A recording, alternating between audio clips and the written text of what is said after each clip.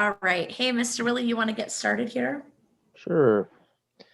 Well, good evening, everybody. See, we got a few folks here tonight. Thank you for joining us as we head into the end of semester one and halfway through the school year. We thought we would hit on some pertinent topics with our families and our community, and just kind of pause and reflect on the first half of the school year and look ahead to the rest of the year. I trust that you're doing well and hopefully got to enjoy the sunshine a little bit today. It's nice to see that peeking through today and the last few days since it's been gone for so long.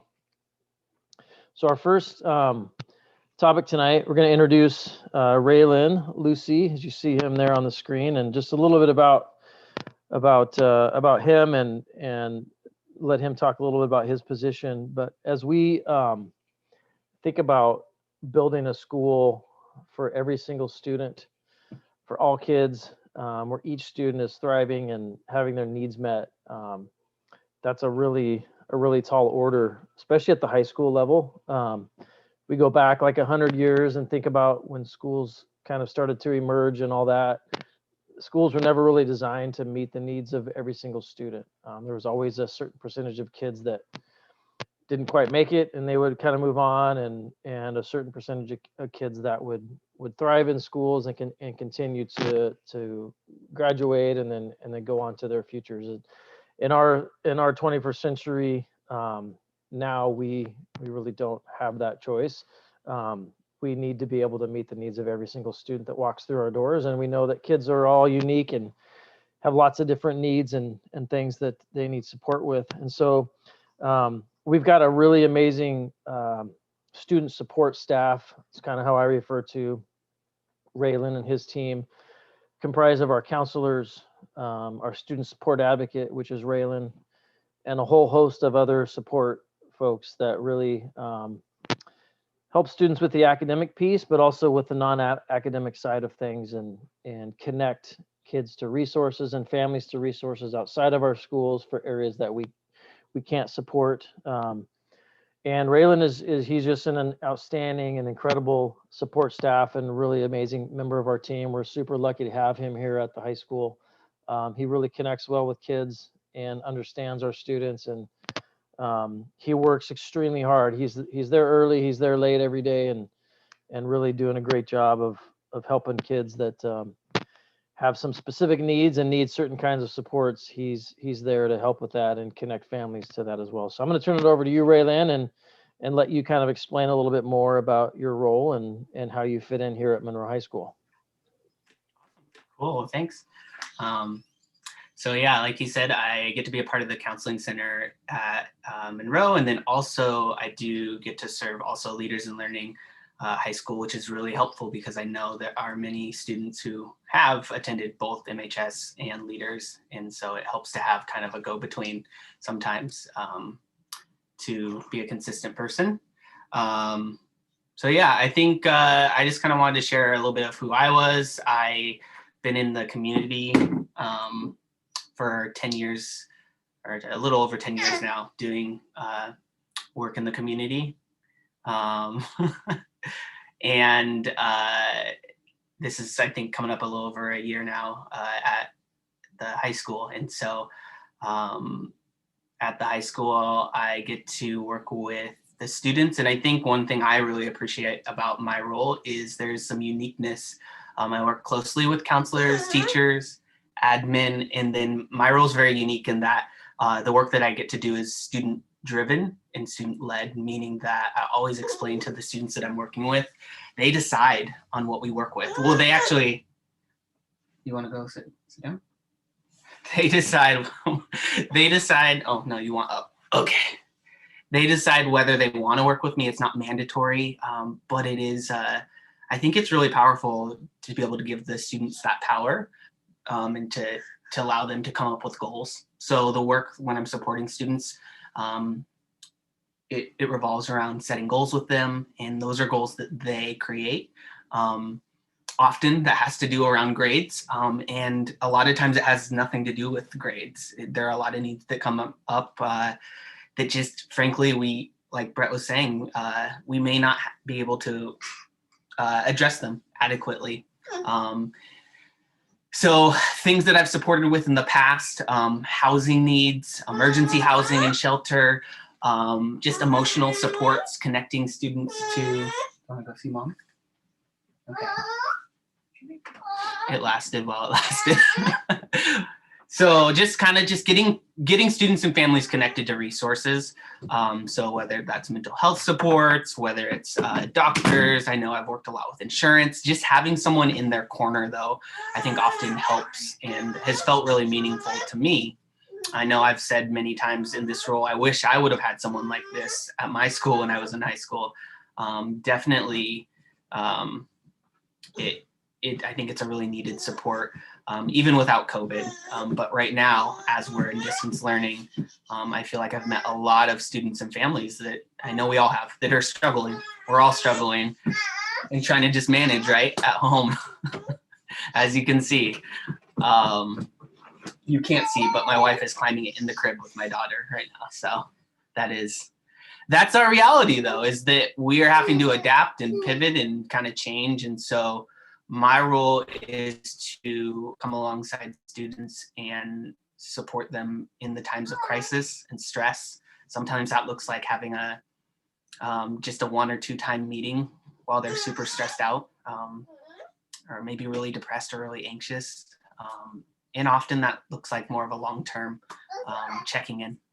So I think that's kind of in a nutshell, that's what I get to do. It is exciting. I feel like it's an honor to be a part of the team at Monroe and at Leaders. And I think it's important work, what we're doing, right? Connecting students to the care that they need, not only in the education, but all the other things that they may need as well. And so I think I do it to do that, to eliminate barriers, to connect them to resources. And sometimes I think we're seeing like just a huge spike in things like suicide in our nation. If I'm quite honest, I think that's a big reason that why I do what I do is things like mental health is really serious, right? We all know that it is. And so I think that it's just good. And, thank you, Jeanette, for inviting me to share, because I think it's good that our families and students know that there's extra support. So I'll put, if I can do it, maybe I'll put my contact information. Is there a chat I can put it in case, or no? We don't do chat usually with webinar, but we can make sure that it gets shared out with the recording. Cool. Okay. Yeah. So feel free to reach out. And folks can always call the office to connect with you. 4500 extension 9 will ring the phone's office, 360-804-4500 extension 9, and ask for Raylan, and he'll be able to get connected as well. Right on. Well, thank you, Raylan. Thank you for being here this evening. And for those parents and families that are here, even if your student situation is in a good spot, you may have neighbors or friends and family that you may have a unique need that pops up and they aren't sure what to do. Don't be afraid to recommend that they reach out to the school or specifically to Raylan, and somebody will help get our students and families connected with the support they need. And that's the fun part about our jobs, is that it's ever changing. The unique needs of students are just so vast, and we really are here to make a difference for all kids, and it takes a little bit something different almost every single time. So thank you again, Raylan. Really lucky to have you here at the high school, and I'm just proud to have you as a part of our team. Yeah, thanks for having me. See you guys. See ya. Bye, Raylan. Thanks for joining us. So our next quick topic, I just wanted to mention just the idea of grading and that whole piece as we head into the end of the semester. This has been a pretty interesting year in a lot of ways, but one of the things that the pandemic has caused us, or probably every school out there, is to really question lots of things. And one of those things that we've really started to question is grading and what a grade means. What should a grade mean? What currently do our grades mean? And is that the best thing we want to communicate through grades. That's been a question that our staff has really wrestled with. As like most schools, we've had lots of kids that aren't passing classes or in jeopardy of not earning credit. And a lot of them are pulling it out kind of at the last minute, but we've really struggled. I'd say this is probably our biggest problem in practice at Monroe High School this year is just how to engage students and how to make sure that students are on the right track to gain credit. One question that we've asked is, should a grade reflect how good of a student I am as a student, or should it reflect where I'm at in my learning? The skills, the knowledge, the things that I need to do to pass a class and demonstrate that I've mastered those things. Should a grade be a reflection of how well I complete assignments and get those things finished, or is it about learning the essential skills and gaining the knowledge that I need to master? So those are the things that we've really wrestled with. The hard part is grades often communicate both of those things. So you could have a kid with whatever grade, and it might mean one thing for one student, and it might mean a completely different thing for somebody else. So we've tried to really dig into that, and I think it's a question that we'll keep exploring the rest of this year and beyond. And right now it's hard if a kid has a failing grade. Oftentimes it doesn't mean that they haven't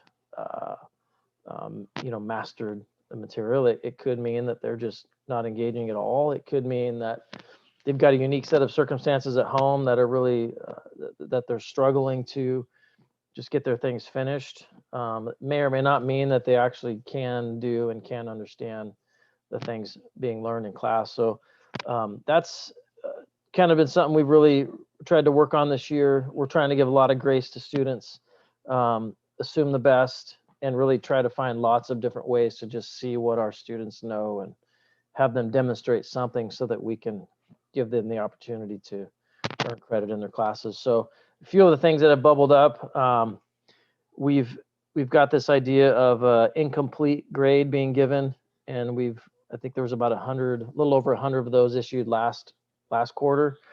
And incomplete, really, we're trying to be more consistent across our building, but an incomplete really should be for a student who's just not quite there. They just need a little bit more to finish up to earn that passing grade. So that's the instances where a student might earn an incomplete. We've got this idea of no credit. And that really is an F without the GPA, kind of hit to the GPA. We have talked about using that across the board for all Fs. But really, at a big school like ours, there's really no way to implement something like that and have it be, meet the needs of every student in all situations, because again, every situation is different. So the no credit may be used in a few special circumstances where a student just hasn't done enough, and we can't say that they've learned what they need to pass. However, they're really, really worried about their GPA, or they have some sort of unique circumstance. We might use that no credit. Our goal ultimately is obviously to have students pass our classes. But it's been a topic that we've continued to dig into as a staff, and as we come up to the end of the quarter, we do have quite a few students that haven't quite got there in their classes. So we're making final pushes to do that. And hopefully we'll get a majority of those students to finish up their things so that they can earn credit in those classes.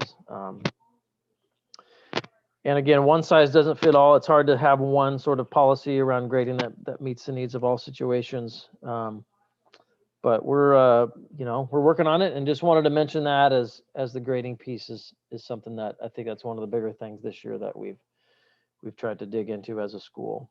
So wanted to quickly mention a slight change to second semester. And then I think we're kicking it over to Jeanette to talk about schedule change requests for second semester. The Friday schedule that we have, we've got in the schedule, it's called Bearcat Time. And really that's supposed to be an intervention time. In most classes, it'll end up being time where kids maybe need a little bit more extra support. To keep up with their classes. It's really intended to be intervention, which is kind of like a stop and pause day. It's not necessarily in a lot of classes going to be new material. The issue we've run up against is the Bearcat time for the students who have been at the high school before this year was not necessarily what we're trying to accomplish on Friday. And so it was a time like around lunchtime that, I wasn't here, so I probably won't capture this completely accurately, but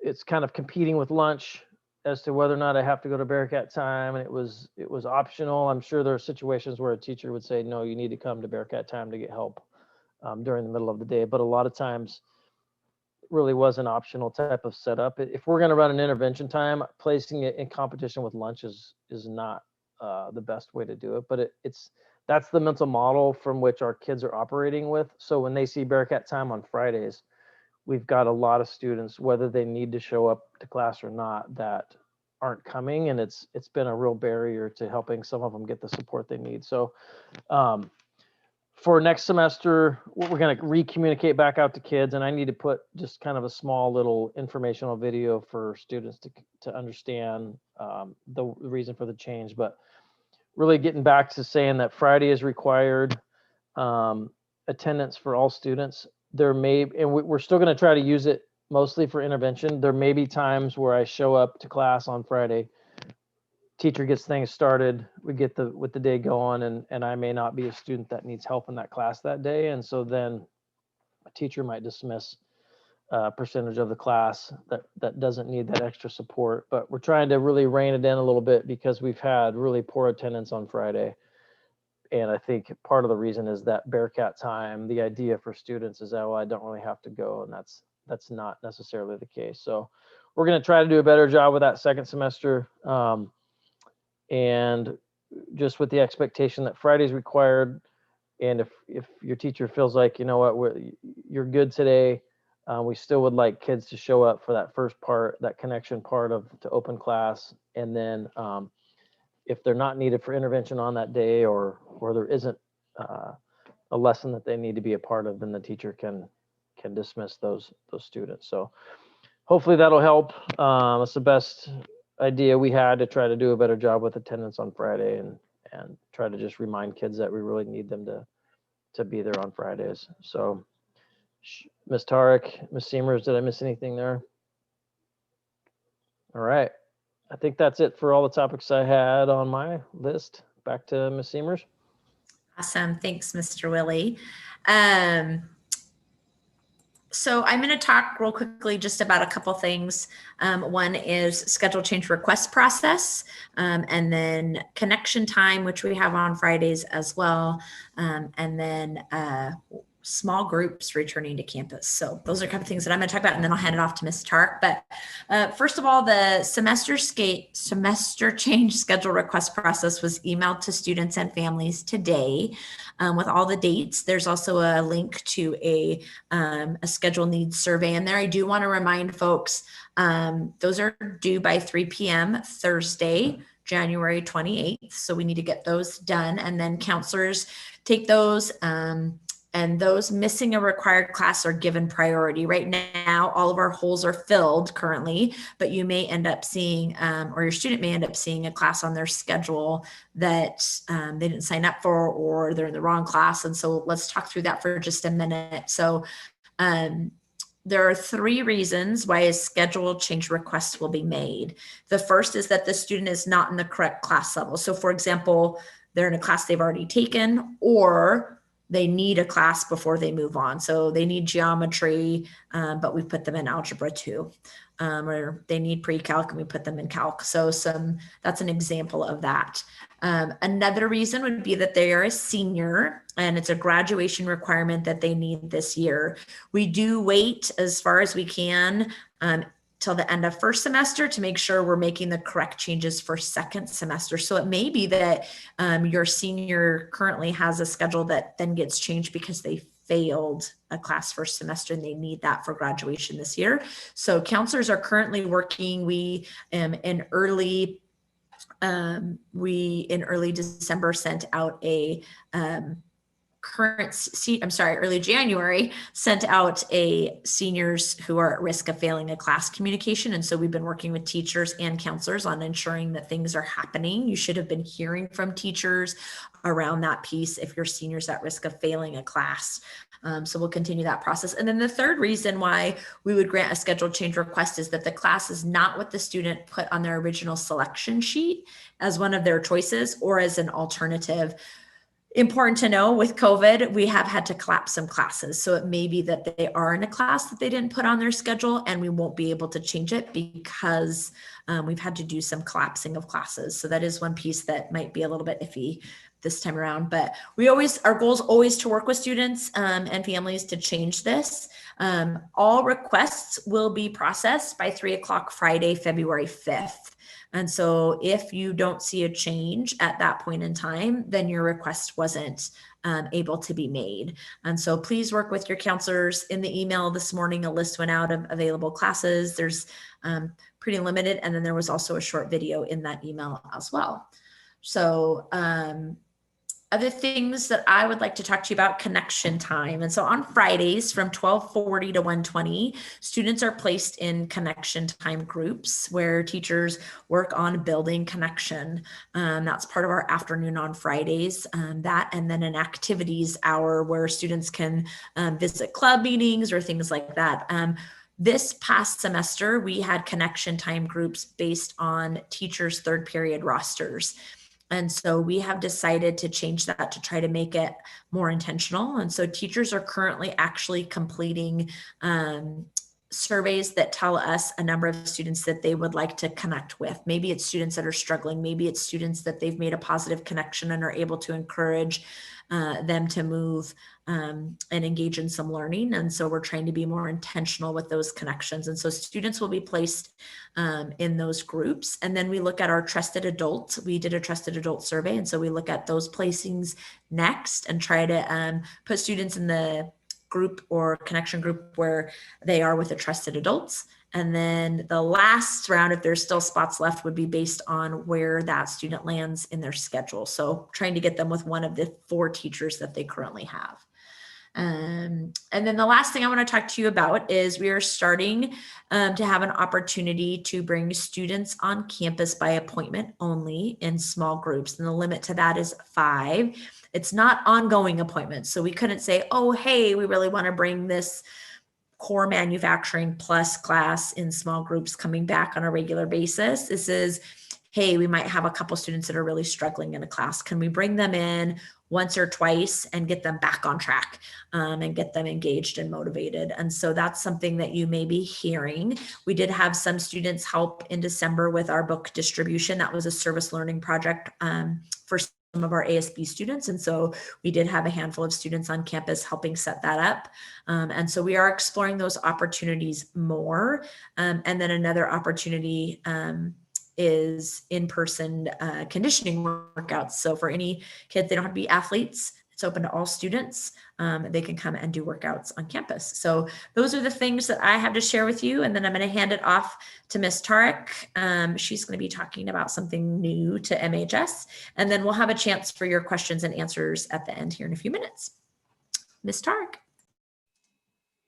Thanks for having me. I just wanted to talk about a really unique opportunity that we, as a building, in partnership with Leaders in Learning, have decided to jump into. So recently our building equity teams got together and decided that we wanted to apply to become a No Place for Hate school through the Anti-Defamation League. And what we do is we've submitted an application, and then from here we have the ability to earn that status by completing a series of tasks and before the end of the school year. The first task is asking student, staff, and other members of our Monroe High School Leaders in Learning and MVLA communities to take a pledge that is to counter bullying, bias-based, specifically relating to race or other marginalized groups.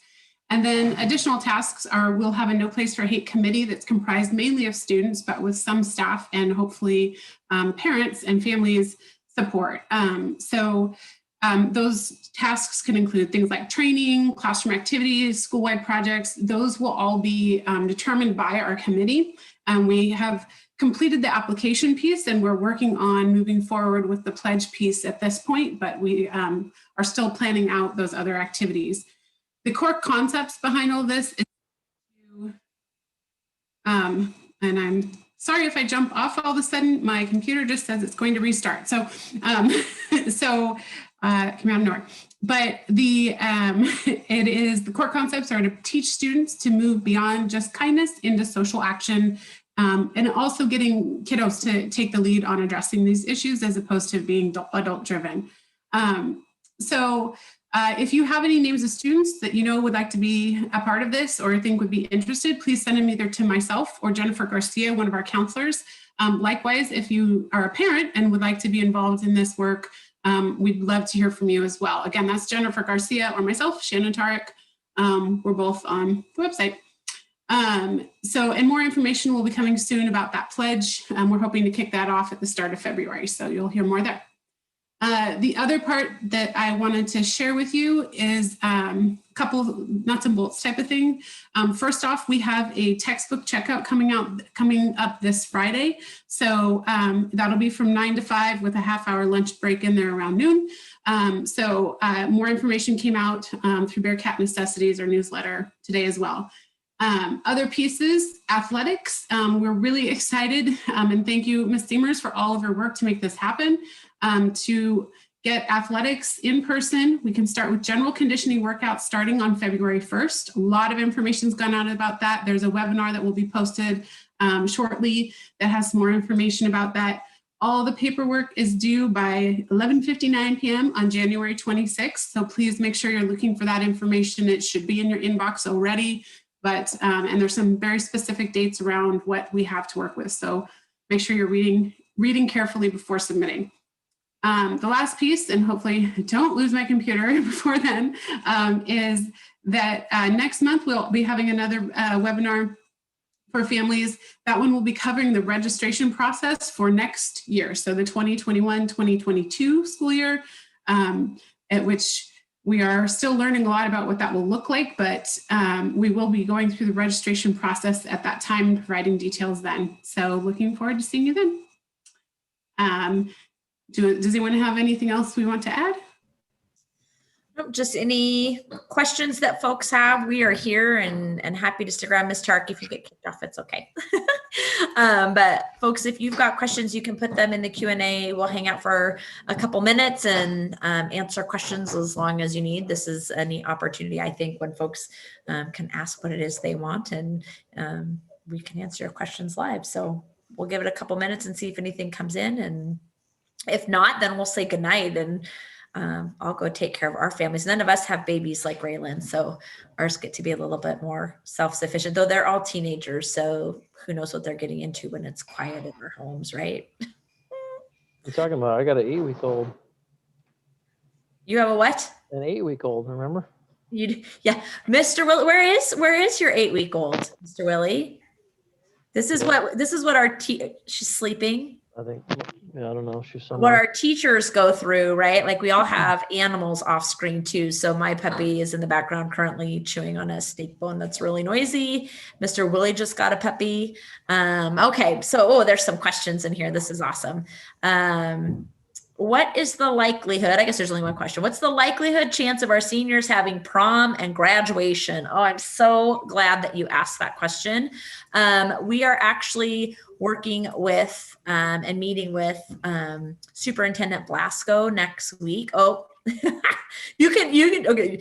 Like I saw the puppy make a debut for a hot second there. We're working and meeting with Superintendent Blasco next week. We're looking at our current phases and what we know to be true about, thanks for not letting the dog steal my spotlight, Brett, that's nice of you. What we know to be true about the phases. So right now we focus on Healthy Washington Roadmap to Recovery, which is was released last week by Governor Inslee, and that determines about social gatherings and things like that. So we will have our meeting with Dr. Blasco next week. The folks that will meet with him, and we'll actually meet with Principal Willie. That's myself, JJ, our ASB leadership teacher who oversees a lot of the graduation stuff, and then Karen Blaine, who was our senior class advisor. We are also meeting and have been meeting with our senior class parents. There's a group of parents, a committee that works on things. And so we meet with them as well and work with them on the MHS Bearcats class of 2021 Facebook site. So when there's questions asked, supporting those and getting answers quickly. So those are good spots to look. But as far as prom goes, that's what we had shared previously was it is highly unlikely based on the current phases we will be able to have a traditional prom. That being said, if we get the go ahead, JJ and I can throw a mean prom with like 24 hours notice, right? We'll go to Costco, we'll get snacks. I mean, we will make it happen.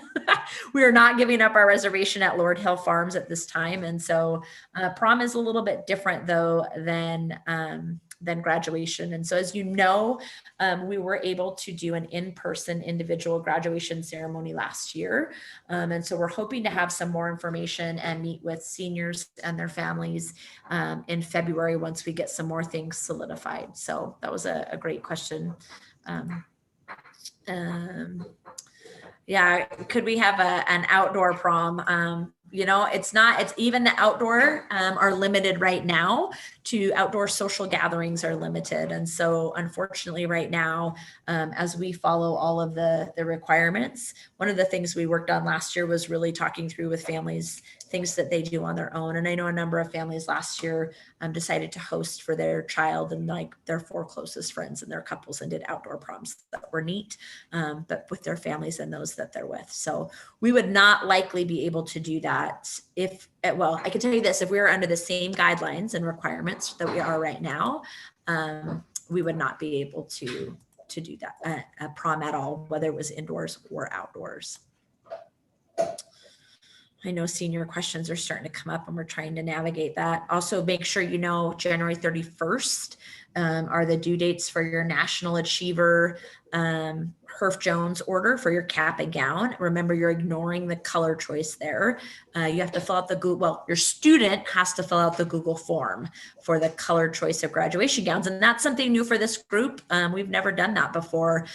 These kids came to us and said, hey, can we pick different gown colors? And we're like, you know what can we give you this year? Like anything is a win. And so they voted and chose to pick black or white. And so students can choose. They have a choice of a black or a white gown. And then it's likely going to be an orange sash, our traditional orange sash that goes with either one. So it's kind of neat. All right, Brett, let your puppy steal the spotlight. Where's she at? I can't.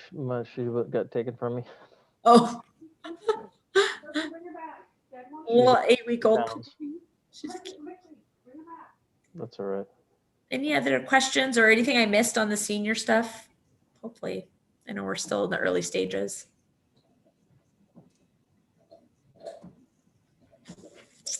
Oh, now she's back.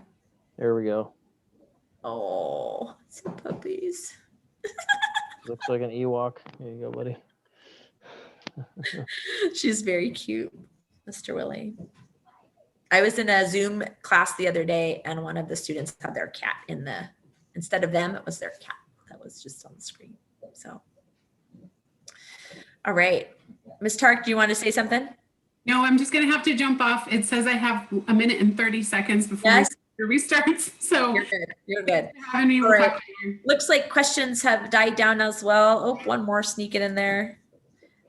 Do we know how band will work next semester? So right now, and I actually was just working with our risk, and that's a great question, band and choir. So was working with our district risk and safety director today on a virtual musical production for a drama club.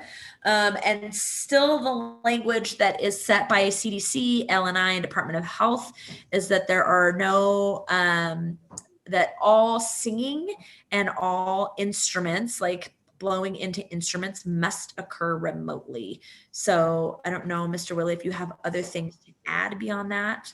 around band, but those are still following under the same guidelines that were originally released in September.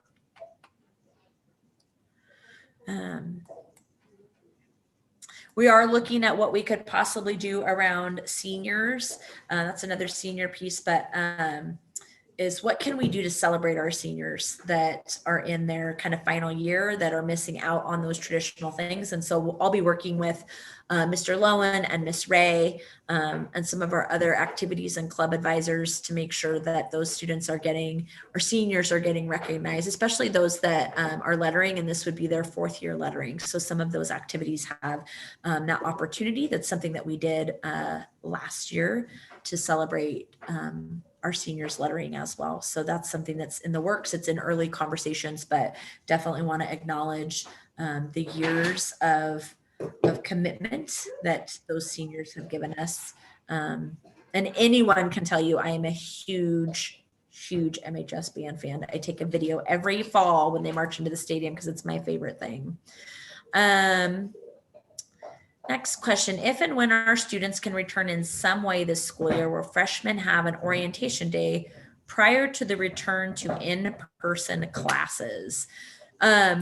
We did have a 9th grade orientation day before we started the year. I think I definitely would be working with Link Crew and having another opportunity just to kind of get them set before they came. I don't know if you have other thinking around that, Mr. Willie. No, I think it's a great idea. I don't think we really talked about it if we were to come back, but I like that idea actually. Yeah. Yeah. And I wish we had more answers about coming back. That's still very much an unknown right now. What we do know is that the December release of the decision tree talks about the number 200 for the cases per 100,000.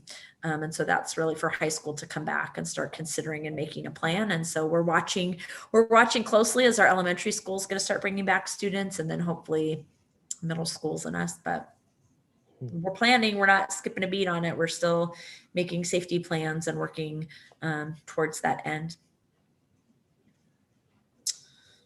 All right.